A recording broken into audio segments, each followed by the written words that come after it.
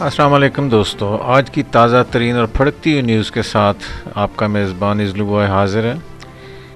پاکستان کے معروف صحافی اور سیاسی تجزیہ کار سہیل وڑائچ کی تصنیف کردہ ایک کتاب گزشتہ شام بک سٹالز کی زینت بنی تھی، تاہم اطلاعات کے مطابق مبینہ طور پر اسے پہلے ہی روز پاکستان کے کچھ ریاستی اداروں کی جانب سے اعتراض کے بعد دکانوں سے ہٹوا دیا گیا۔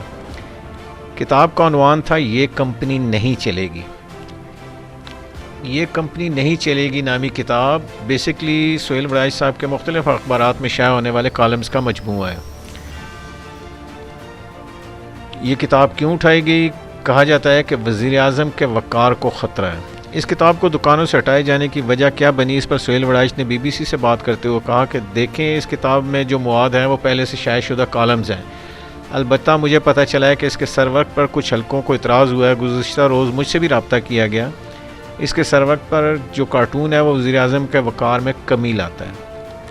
ان کا کہنا تھا کہ یہ کارٹون تو لائٹ موڈ میں بنائے جاتے ہیں اور کارٹون ہمیشہ لائٹ انداز میں دیکھے جاتے ہیں، لیکن اس کے باوجود جب رات دیر گئے میرے بہت سے ساتھیوں اور میرے گروپ نے بہت زیادہ اصرار کیا تو ہم نے ٹویٹر سے اسے ہٹا دیا۔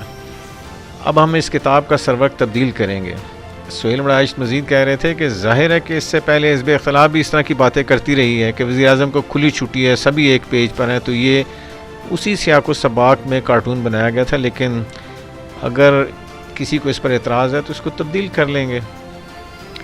اس کتاب کے سروقت پر موجود کارٹون کے بارے میں سہیل وڑائچ کا کہنا ہے کہ میرا نہیں خیال کہ اس میں کوئی قابل اعتراض چیز تھی۔ یہ کتاب میرے ان کالمز کا مجموعہ ہے جو جنگ یا بی بی سی میں چھپتے رہتے ہیں۔ کالم تو سارے پہلے ہی چھپ چکے ہیں، انہیں سروقت پر ہی اعتراض ہے، یعنی جو تصویر جو ٹائٹل بنایا گیا کتاب کا اس پہ اعتراض کیا گیا، حالانکہ وہ تو کارٹون ہے اور ہلکے پھلکے موڈ میں اس کو لینا چاہیے تھا۔ کارٹون تو اس سے بھی زیادہ تنزیہ ہو جاتے ہیں، تو خاص طور پر اس کتاب سے ہی کیوں مسئلہ ہوا؟ ان کا کہنا تھا کہ میں یہ سمجھنے سے قاصر ہوں۔ بظاہر مجھے تو کوئی وجہ نہیں لگتی ماسوائے اس کے کہ کسی نے اپنا غصہ نکالا ہو۔ سہیل وڑائچ کا مزید کا کہنا تھا کہ ایسے تو کتاب چلنے ہی نہیں دیں گے اگر میں سروقت چینج نہیں کروں گا۔ اب میں تو یہ چاہتا ہوں کہ کتاب لوگوں تک پہنچے، اس لیے بہتر ہے کہ اس پر جو اعتراض ہے اسے ٹھیک کر لیا جائے۔ حال ہی میں پاکستان میں متعدد صحافیوں کے خلاف مقدمات درج کروائے گئے ہیں جن میں ان پر ریاستی اداروں کی مخالفت کے الزامات لگائے جاتے ہیں۔ کیا سہیل وڑائچ کی کتاب پر بھی اعتراض آنا اسی سخت برتاؤ کے سلسلے کی ایک کڑی ہے؟ اس سوال پر سہیل وڑائچ کا کہنا تھا کہ میرے خیال میں اس سے بھی اسی تناظر میں دیکھنا چاہیے، مگر یہ غلط کر رہے ہیں۔ اس سے نہ تو حکومت کو فائدہ ہے، نہ ریاست کو اور نہ صحافت کو۔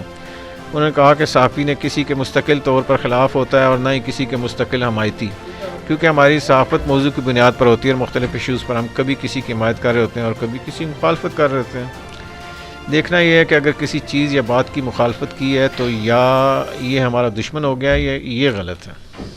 سہیل وڑائچ کا کہنا تھا کہ یہ رویہ نامناسب ہے اور اس کو درست کیا جانا چاہیے۔ تو دوستو، یہ تھی آج کی تازہ ترین۔